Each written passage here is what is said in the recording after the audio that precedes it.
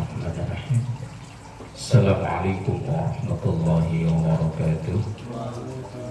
Bismillah walhamdulillah summa salatu wassalamu ala rasulillah Sayyidina wa maulana Muhammad ibn Abdillah wa ala alihi wa ashabihi wa man tabi'a rushdah amma ba'da. Ila hadratin Nabi Mustafa Muhammadin sallallahu alaihi wasallam wa ala alihi wa ashabihi wa azwajihi wa dhurriyyatihi wa ahli baitihi al-karam wa jami' ummatihi minal muslimina wal muslimat wal mu'minina wal mu'minat ayyama kanu. Khususan ma'rif hadzal kitab Syekh Salim bin Abdullah bin Sabir al-Qadar al-Syafi'i Syekh al-Hamdallah Muhammad Nawawi al-Fatani al-Jari al-Syafi'i bi barakatil Fatihah. أعوذ بالله من الشيطان الرجيم بسم الله الرحمن الرحيم الحمد لله رب العالمين الرحمن الرحيم مالك يوم الدين إياك نعبد وإياك نستعين اهدنا الصراط المستقيم صراط الذين أنعمت عليهم غير المغضوب عليهم ولا الضالين. Bismillahirrahmanirrahim. Qala Syekhul Mu'allif rahimahullah ta'ala wa nafa'ana bihi wa bi 'ulumihi fid dharain amin. Melanjutkan bahasan kemarin ya tentang aurat wal amati. Sampai situ ya. Wal amati dan budak perempuan. Auratnya budak perempuan. Sekarang budak udah nggak ada, sudah dihapuskan.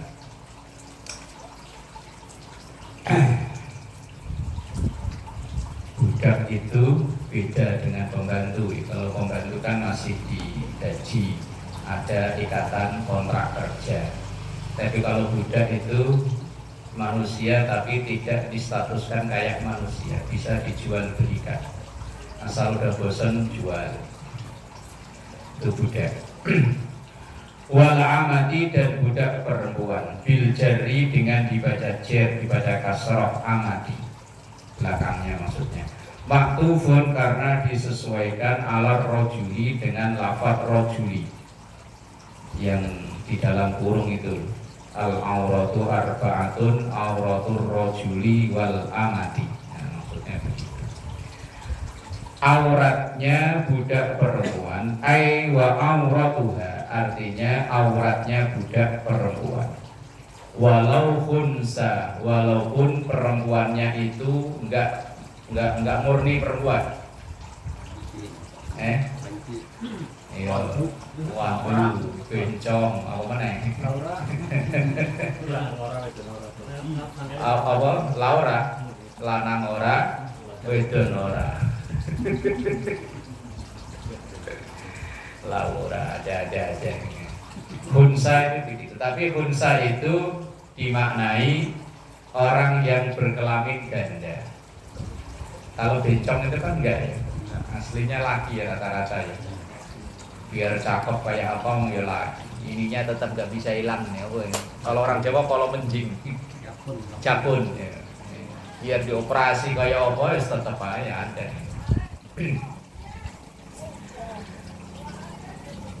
Walau mubak abotan, walaupun itu budak mubak adoh. Budak mubak adoh itu budak yang sudah hampir merdeka. Zaman dulu itu budak kalau pengen dia statusnya menjadi merdeka, kalau dia punya duit dikumpulin kemudian buat nebus dirinya ke tuannya.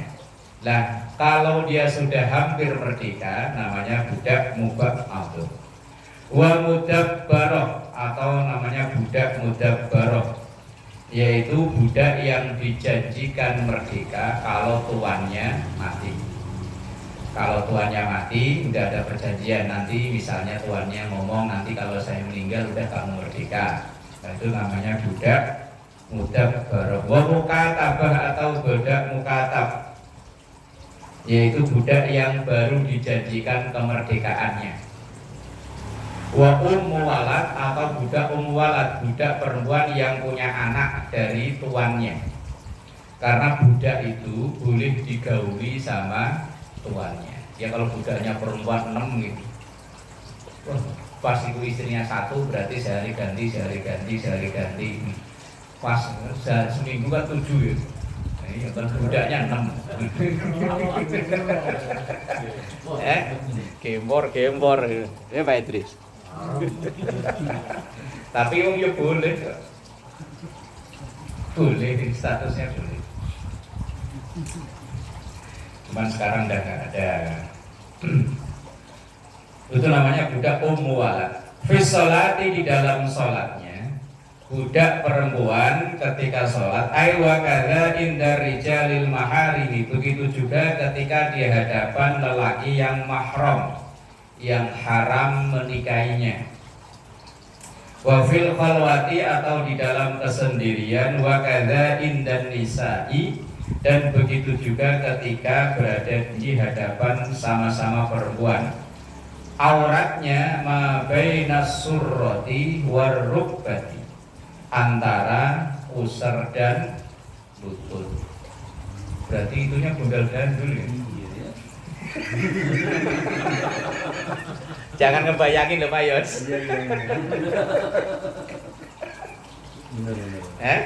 Lah ya, auratnya budak perempuan yang wajib ditutup sama kayak laki-laki, bainas surrah war rukbah, antara pusar dan lutut. KTC ya katon ya Pak ya. Lah iya, KTC katon bundal dulu. Lah priwe maneh. Tapi itu wajibnya. Lah kalau enggak wajibnya ya boleh ditutup semuanya kok.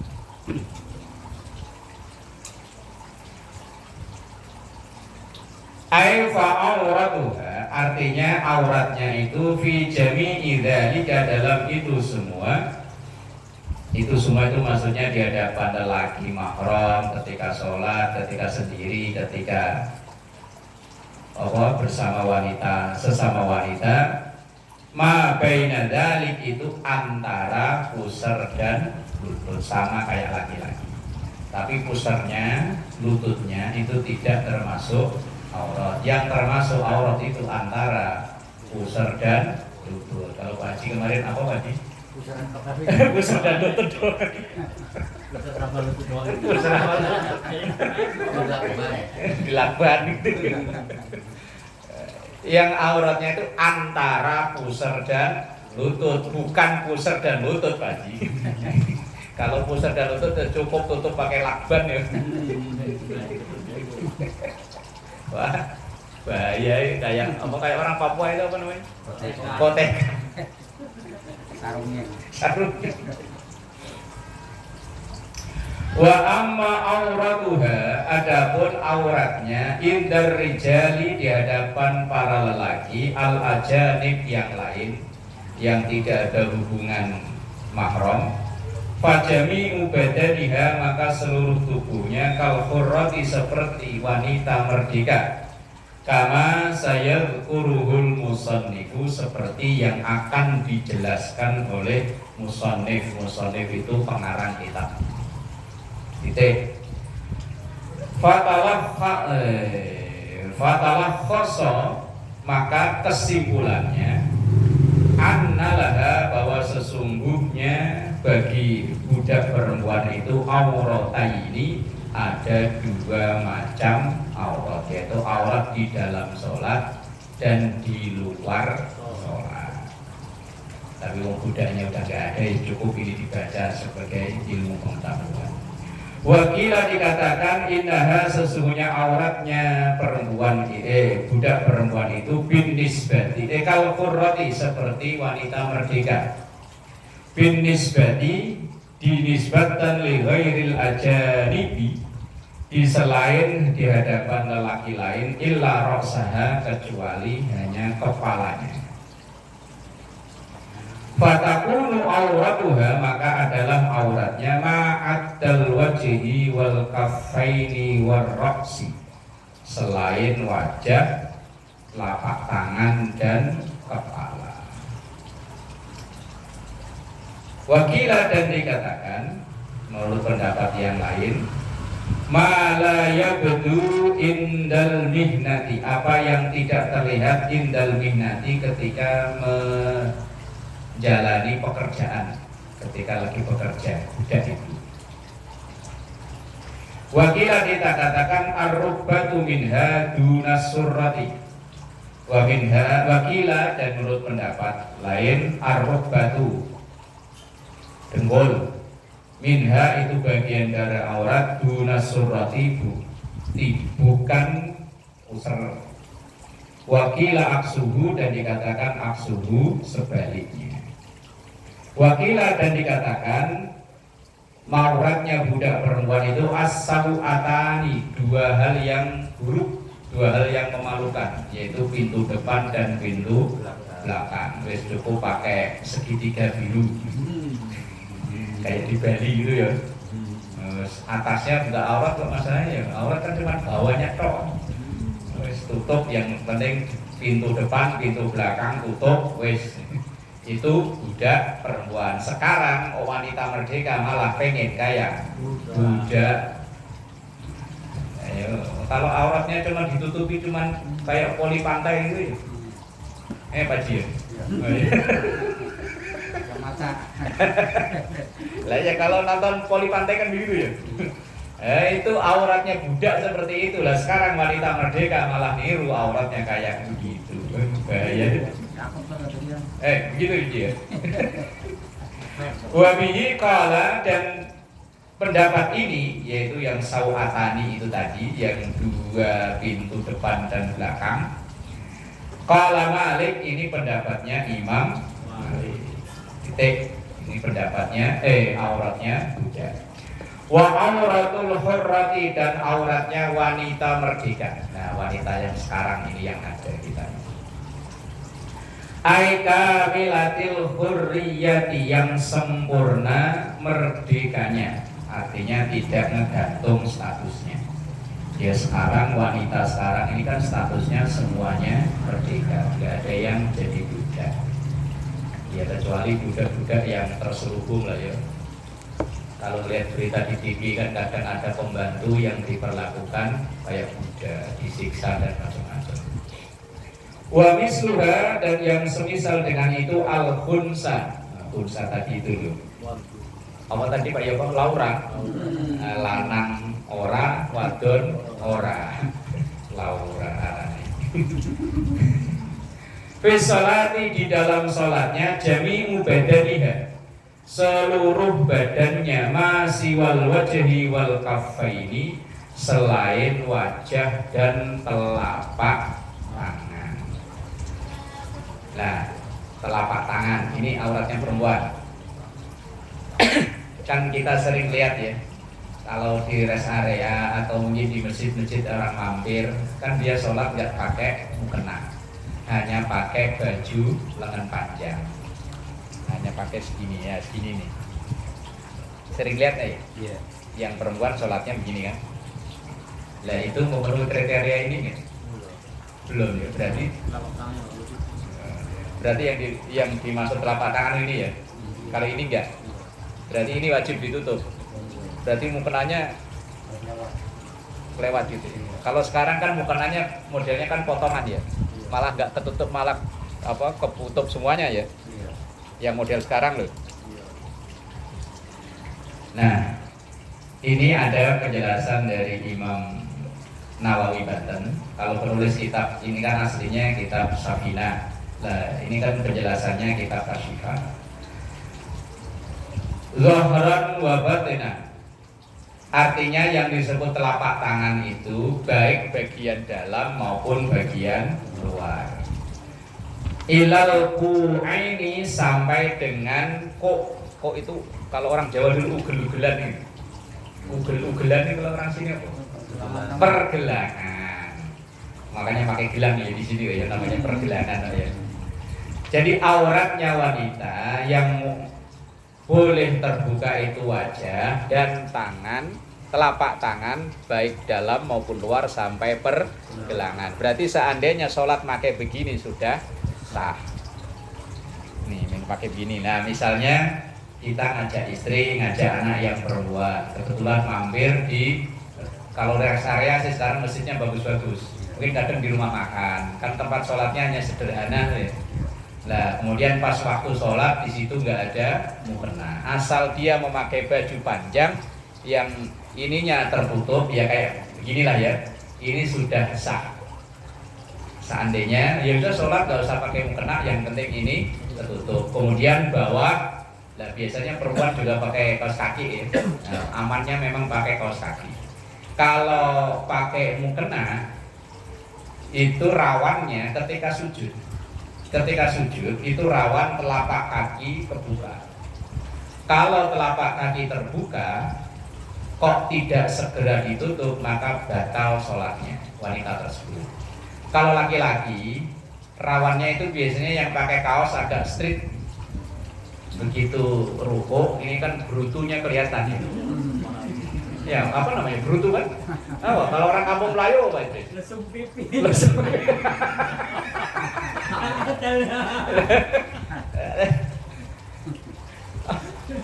Nah, ya, kalau orang Jawa kan brutu ya. Ya iya. Kalau orang apa? Orang Betawi apa sih?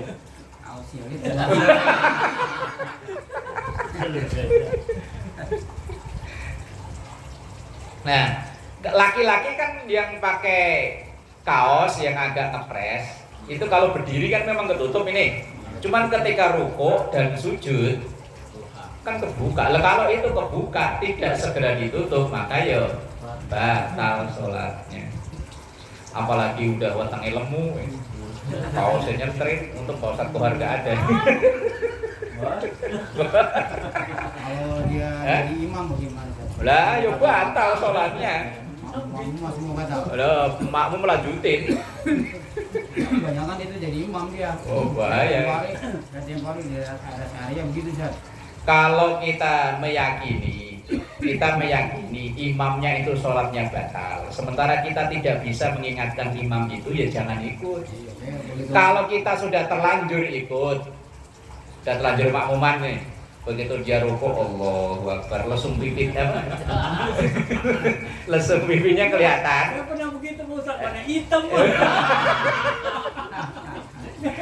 Maka kita sholatnya mufaroqah. Mufaroqah itu artinya memisahkan diri. Niat misah, bukan langsung kita pergi, bukan. Ya tetap kita ada di situ, cuman kita niat misah, tidak makmuman lagi ke dia. Dan kita mau, kalau dia bacaannya salah kita bisa ngingetin ya. Lah kalau auratnya kebuka, beruntung kelihatan. Lah, ditarik, taruh kita malah disepak. Itu Ustaz, kalau kita mau paroko, ya dia misalnya tahiyatnya atau sujudnya lama gitu udah selesai nih. Ya boleh. Kita udah bukan makmuman lagi. Kita lewatin aja udah. Iya boleh. Ya, kalau kita nyumin dia malah. Lah, kita nggak makmuman ke dia kok. Kita hanya tidak pergi dari tempat itu gitu. Niatnya yang mufaroqah, niatnya memisahkan diri. Nah, ini yang rawan itu kan gitu. Sering. Makanya ada di satu masjid itu, masjid Telkom kalau nggak salah, Telkom Jakarta Utara itu nyediain kayak rompi gitu.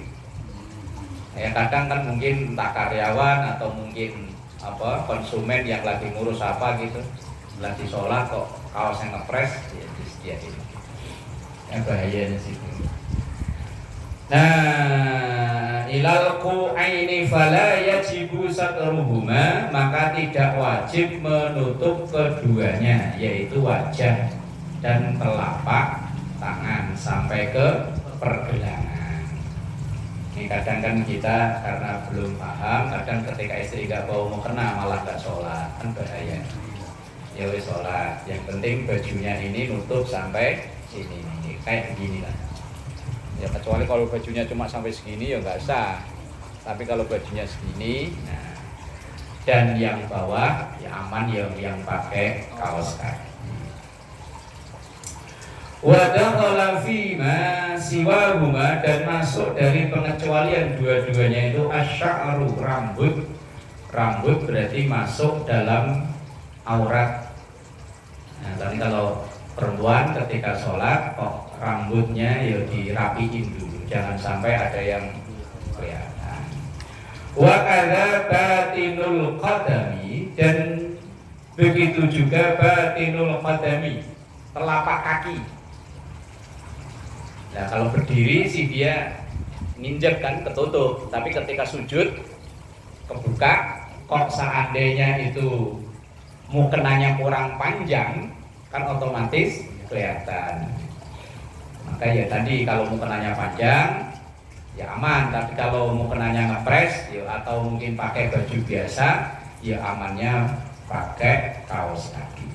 Fayajibu, maka wajib sitruhu, menutupnya, walau bil ardi, walaupun dengan menapak ke bumi, halal qiyami, ketika keadaan berdiri. Fayakfi, maka cukup, dzalika kiasan, itu dikiaskan alama ke sesuatu lawing kasyafa, seandainya terbuka ba'du warikihi, sebagian pinggangnya, fi tasyahhudihi, di dalam tasyahudnya, masalah umpamanya. Nah, umpama laki-laki sholat kaosnya ngepres, kalau begini kan takutnya ininya kan kadang ketarik nih. Nah, kalau takiyah begini loh, itu kan gambarannya fi tasyahhudihi, dalam tasyahudnya atau masalah umpamanya, ininya kebuka. Fasatruhu bisa fati bil ardi, maka segera menutupnya. Pokoknya ditarik. Tapi kalau ditarik tetap kurang. Malah sobek. Ditarik begini, udah memang badannya yang melar, kaosnya kecil.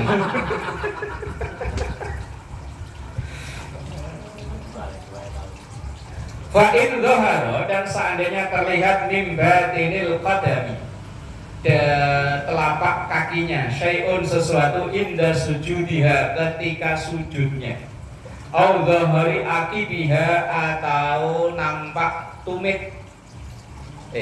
Tumit itu bagian belakang sini ya? Ya kan? Bagian belakang ya? Inda ruku'iha, ketika ia ruku, au sujudiha, atau ketika sujud, batalat sholatuha, maka batal sholatnya.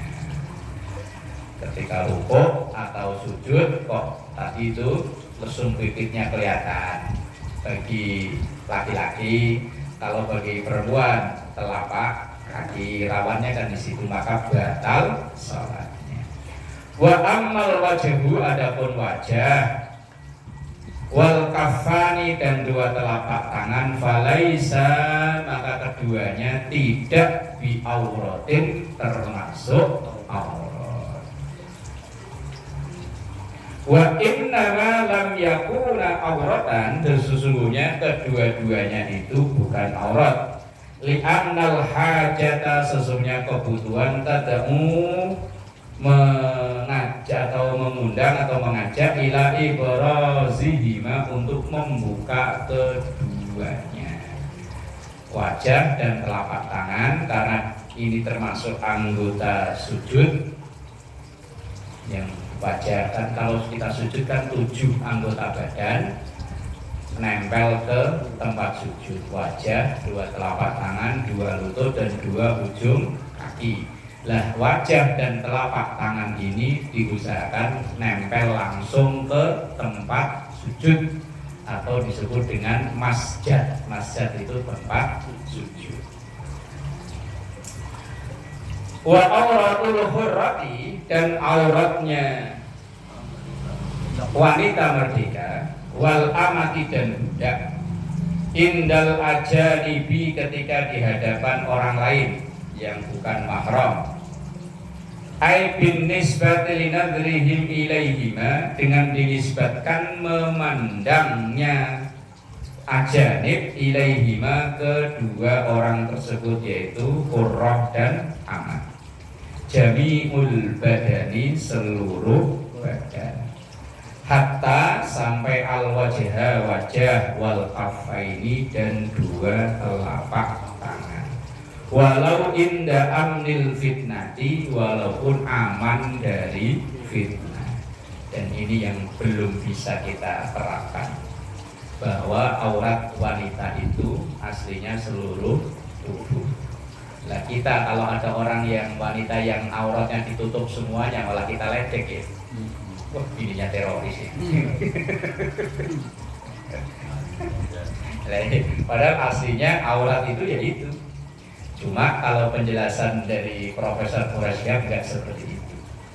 Makanya putri beliau ya banyak yang nggak pakai kerudung. Maka orang-orang yang keras langsung, wah ini Profesor Habib kok anak-anaknya nggak pakai kerudung. Lah itu karena beda memahami makna aurat. Terus kalau kita, anak kita, istri kita ya semampu-mampunya kita. Kalau keluar rumah, lah kalau di dalam rumah mah yuk di dalam rumah yang sampai kemarin keterangannya buka odeng aja.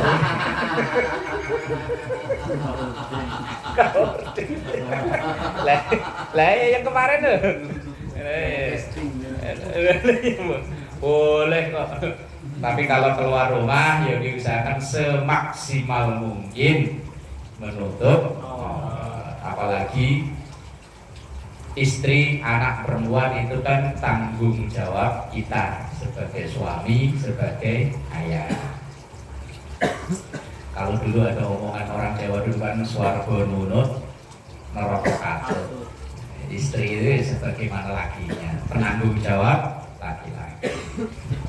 Waya haramu maka haram alaihim bagi laki-laki lain ayam huru untuk melihat ila syai'in min badaniha ke sesuatu dari badannya hurrah. Hurrah itu wanita merdeka, wal amati dan amat budak perempuan.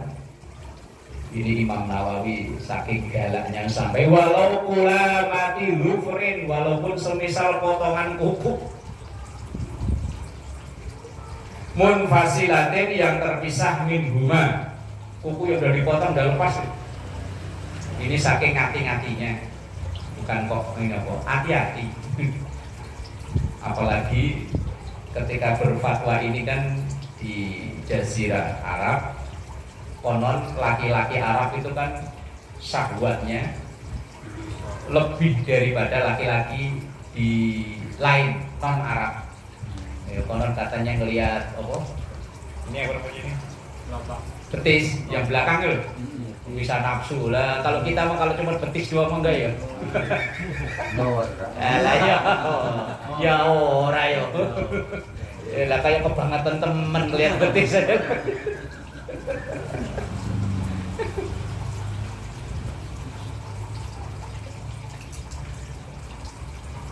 Wa inda maharimihima, dan ketika di hadapan mahramnya. Mahram itu orang yang haram menikahi. Bin nisbati lirrijalil maharim, yang dinisbatkan dengan lelaki mahram, wa nisa'i dan wanita. Ai mutlak secara mutlak, ghairil kafirati yang tidak kafir, berarti yang muslim. Fil hurrati dalam merdekanya, khosatan secara khusus. Wa kadza fil khalwati, dan begitu juga ketika khalwat sendirian. Ini auratnya wanita, seorang perempuan ketika dia sendirian, atau ketika bersama sama-sama wanita, atau bersama lelaki yang mahram.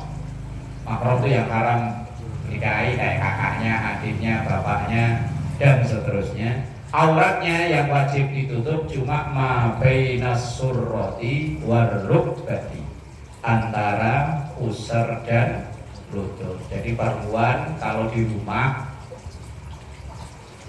masa cuma segitu ya?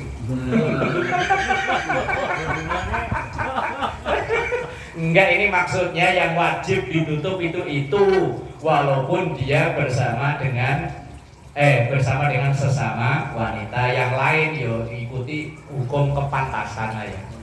Ini kan fikih itu kan bahasanya boleh dan tidak boleh. Yang wajib ditutup cuma surah war rukbah, tapi itu kan wajibnya. Lah pantasnya Pantasnya kan ngikutin budaya lah ya. Ya kalau di dalam rumah ya wes lah di dalam rumah. Apalagi cuma berduaan sama suami ya Pak Idris ya. Buka ordeng aja. Ingat kemarin buka ordeng.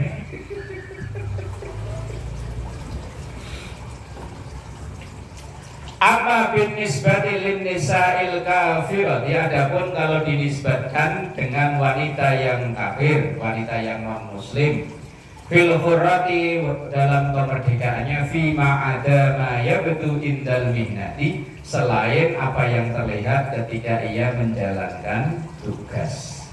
Ai al khidmati, ketika khidmat itu dia bertugas entah masak, nyuci dan lain-lain. Wal istighali, dan kesibukan biqadai hawaijiha, dengan melakukan kebutuhannya. Fatalah khasa, maka kesimpulannya annalil khurrati, sesungguhnya bagi wanita merdeka arba'u auratin, itu ada 4 macam aurat. Wa ammal amatu, adapun budak wanita, faqad taqaddama, sungguh sudah dijelaskan yang dulu, annalaha aurataini, bahwa wanita yang merdeka budak itu auratnya ada 2 macam. Titik tambihun, peringatan. Mana'a, mencegah. Ar-Rafi'i, Imam Rafi'i, an-nazru, melihat, ila farjis saghirati, ke kemaluan anak kecil perempuan. Tentu yang bukan anaknya lo ya, yang orang lain. Apalagi kemarin saya lihat di TV ya, ibunya sendiri malah ya, ibunya sendiri yang berbuat begitu ya, terhadap anak laki-lakinya yang masih kecil, umur 5 tahunan kayaknya.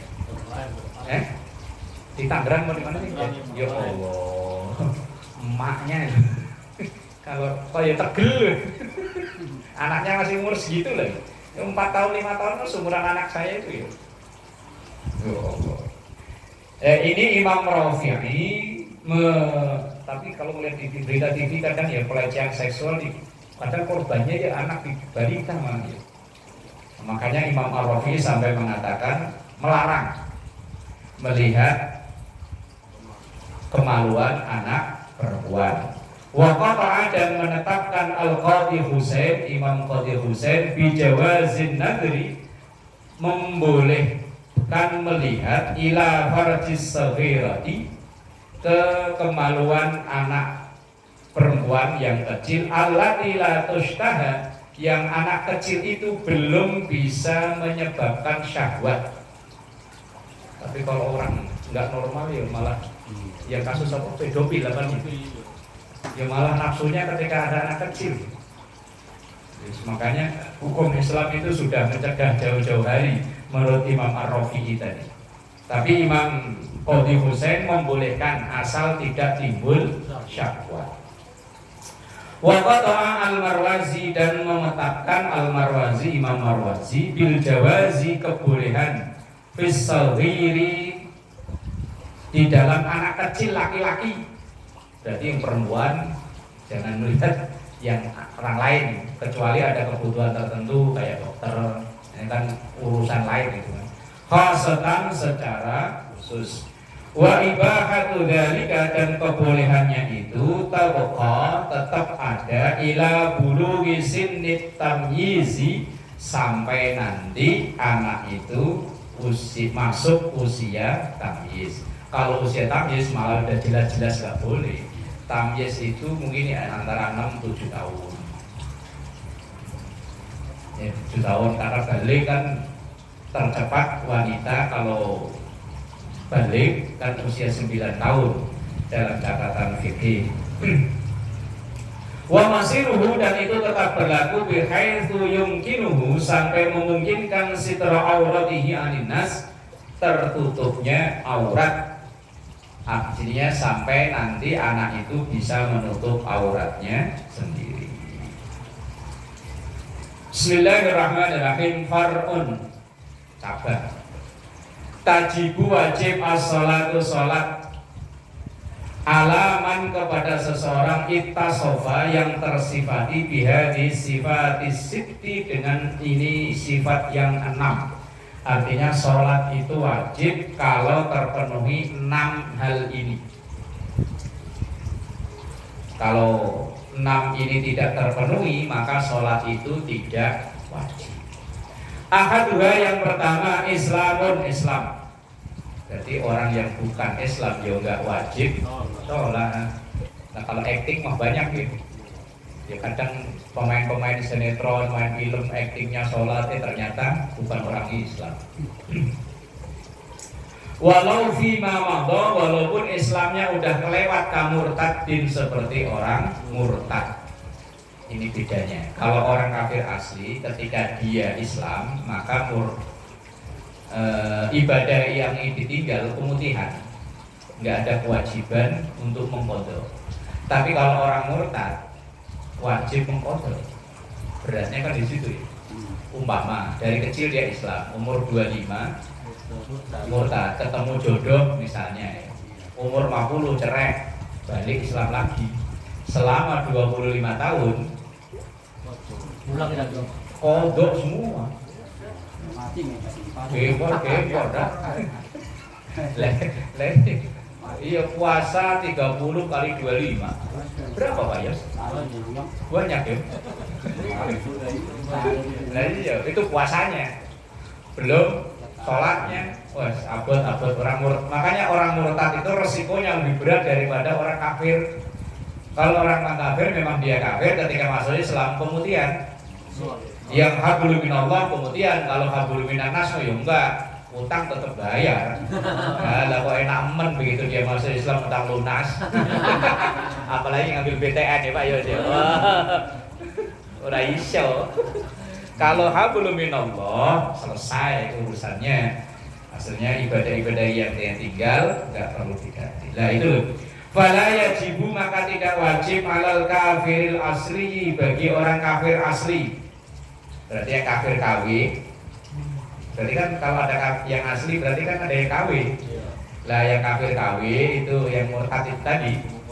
Nah, wajib qadha. Tapi kalau kafir asli fala yajibu tidak wajib alal kafiril asli pada orang kafir asli al qada'u qadha. Idza aslama ketika ia masuk Islam. Bal la yan'aqidu bahkan tidak ada apa itu ikatan atau tanggung jawab wis selesai. Wa ammal murtadu adapun orang yang murtad fayajibu wajib alaihi kepada si murtad itu al qada'u qadha. Hatta zamanal junun sehingga walaupun ketika ia murtad itu gila. Kalau gilanya dia masih Islam, maka nggak ada wajib qadha. Tapi kalau gilanya itu saat dia murtad, maka wajib qadha. Repot ya. Duna zamanil haidhi wan nifasi, tapi tidak dihitung masa haid dan nifas. Alias ketika haid dan nifas ya tidak wajib qadha walaupun ketika haid dan nifasnya itu dalam keadaan murtad. Yang wajib sholat pertama Islam. Wasaniuha dan yang kedua bulughun orang yang sudah baligh. Baligh itu kalau laki udah mimpi wajib mandi, perempuan sudah haid, kalau tidak dua-duanya sempurna 15 tahun. Bisini sebab karena umur, berarti umur 15 tahun. Au bil ihtilami atau sebab mimpi wajib mandi, mimpi berantem. Tiba-tiba bangun kayaknya ngompol ya, kok bukan ngompol. Ini dulu anak-anak ngaji biasanya saya tanya, rata-rata umur 12-13. Laki-laki loh ya. Berarti usia Alif umur berapa? 12 ya, biasanya usia-usia segitu. Orang anak laki-laki walaupun tidak sama, ada yang sampai SMP belum. Ada yang baru kelas 5 sudah, tapi rata-rata antara usia itu udah pertama kali mengalami ihtilam. Ihtilam itu mimpi wajib mandi. Nah, kita yang orang tua ya wajib memberitahu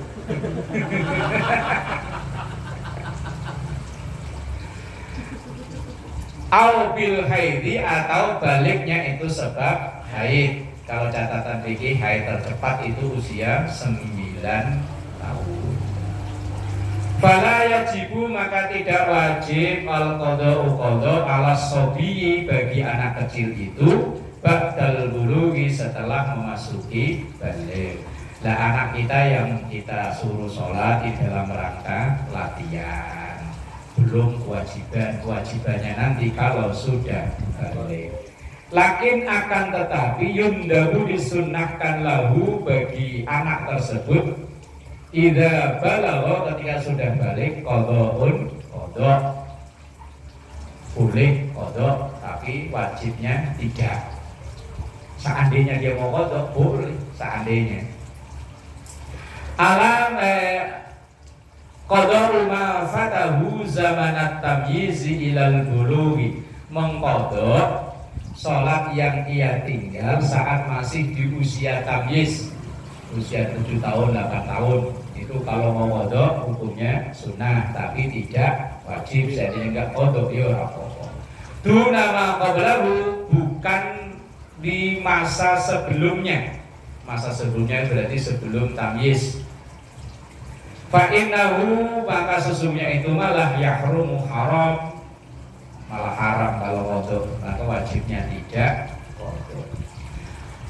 Wala yanaqidu, dan tidak ada ikatan atau apa-apa. Khilafan, berbeda dengan li jahlatis sufiyati, dengan ketidaktahuannya orang-orang sufi.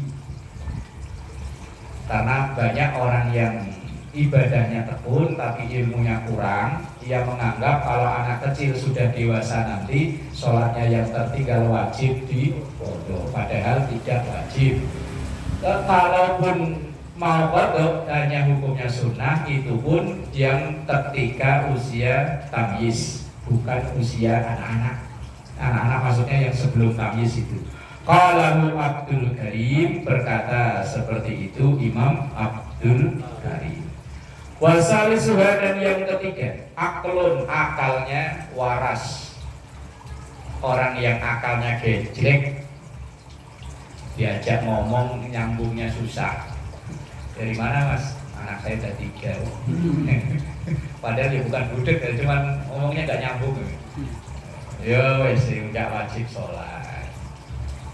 Akalnya nggak waras. Semua ibadah itu, hampir semua ibadah itu kan syarat sahnya diantaranya adalah waras. Makanya kalau ada orang Islam nggak pengen sholat dan nggak dosa, yo gendeng kok. Nah iya gendeng udah nggak sholat nggak popo nggak dosa itu. Lah kalau masih waras kok, ya wes pengen gendeng berarti. Fala qada, maka tidak ada qada alal majnun bagi orang gila idza afaqa, ketika dia sembuh. Wong gila ya wes enggak wajib qada illal murtad, kecuali tadi gilanya itu dalam keadaan murtad. Walal mughma alaih, mughma alaih itu apa ya? Kalau orang dulu ayam bilangnya. Kalau orang sekarang epilepsi. Saya malah belum pernah lihat langsung loh epilepsi itu kayak apa, belum pernah lihat langsung. Dia sadar nggak itu kalau ketika begitu? Kalau dia lagi itu nggak sadar. Nggak sadar ya. Makanya orang begitu jangan dekat air, dekat api. Kalau dekat api masuk ya udah. Selesai. Dekat air mati juga. Benar, dia nggak sadar. Orang saya kerja ada pada bangsa. Dia kalau banyak persoalan tiba-tiba begitu. Iya, langsung mulutnya bulat. Wah. Langsung burak. Udah nggak sadar. Udah kaku badannya semua. Nah, maka di situ ada keterangan wala al-mughma alaih, wala, dan tidak wajib qada al-mughma alaih bagi orang yang ayam. Itu proses sembuhnya itu berapa lama? Ya, setengah jaman lah. Setengah kan sembuh sendiri dia. setengah jam. Ada juga itu kalau itu lama. Setengah jam. Dia sembuh sendiri ntar. Saya hanya dengar ceritanya, nonton YouTube ya pernah, cuman kalau langsung lihat belum pernah. Ada orang langsung kumat. Nah, ketika misalnya ketika ia ayan itu kok sampai lewat waktu sholat umpamanya di ayan jam 11, lah kok sembuh-sembuh asar, berarti kan sholat zuhur kelewat tuh, nah, nggak wajib qadha. Nah. Kalau pas sholat kayak gitu sholat terus. Wis ora sholat toh. Illa, tapi itu ada lilahnya itu. Illa idza ta'adda, kecuali disengaja. Emang ada ayat disengaja ya? Dia nggak tahu. Dia pokoknya kalau banyak pikiran San, orang ditanya sama kawan saya, lu kenapa sih ayam mulu? Gue banyak utang, katanya nagihnya ke gue mulu, padahal bini gue yang utang. Dia kerja ditagih sama tukang ini. Ya, umpama kok dia udah tahu begitu, kemudian menyengaja utangnya dibanyakin, kan menyengaja kan namanya. Rumah belum lunas sambil mobil belum lunas, motor belum lunas, HP, laptop macam-macam. Lah kok kan nyampe sengaja ya? Kalau sengaja ya. Bininya yang utang mulu. Lah itu mau bininya mau apanya? Kalau dia sengaja ya tetap wajib qadha. Fayajibu, maka wajib alaihima bagi orang yang gila maupun ayan hina idzin di kondisi tertentu.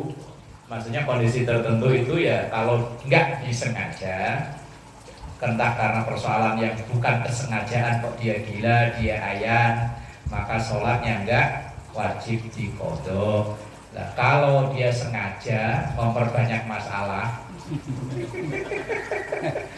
orang kanan kiri dimusuhin, semua kan lama-lama atau gila ya, nanti kalau sembuh tetap wajib qadha. Wong disengaja. Wa amma idza lam yata'adda, adapun kalau tidak disengaja, falaisa biwajibin, maka tidak wajib. Bal, akan tetapi yustahabbu, disunnahkan, alal muqtamadi, menurut pendapat yang bisa jadi patokan. Ini saya belum pernah lihat langsung misalnya yang orang ayan itu. Saya hanya penasaran nyari di YouTube sih. Yo apa ya? Dia tadi itu tiba-tiba kayak orang kejang-kejang itu ya. Iya. Orang kaku semua, katanya kaku semua. Udah lumping pokoknya. Lah seandainya kok itu masa ayannya itu melewati waktu sholat, kalau tadi contohnya jam 11 umpama komat. Begitu azan maghrib kan belum sembuh. Begitu sembuh-sembuhnya udah asar. Berarti kan waktu zuhur udah lewat. Nah, maka itu sholatnya tidak wajib diqadha. Gila juga begitu. Kalau gilanya cuma bentaran ya enggak ya. Gila maghrib, gila lah isya sembuh. Kalau kesurupan sih kesurupan. Lah ya mungkin kesurupan sama itu. Kan akalnya udah enggak berfungsi ya. Tapi kalau kesurupan kok minta tongseng itu bukan kesurupan ya. Kalau udah lumping kan minta aneh-aneh saja. Lah itu kan disengaja kan? Lah iya, kalau udah lumping kan sengaja dia. Di apa namanya di mantra-mantrain itu ya. Lah iya disengaja. Kalau sengaja ya wajib. Kalau enggak sengaja ya enggak. Wallahu a'lam bishawab.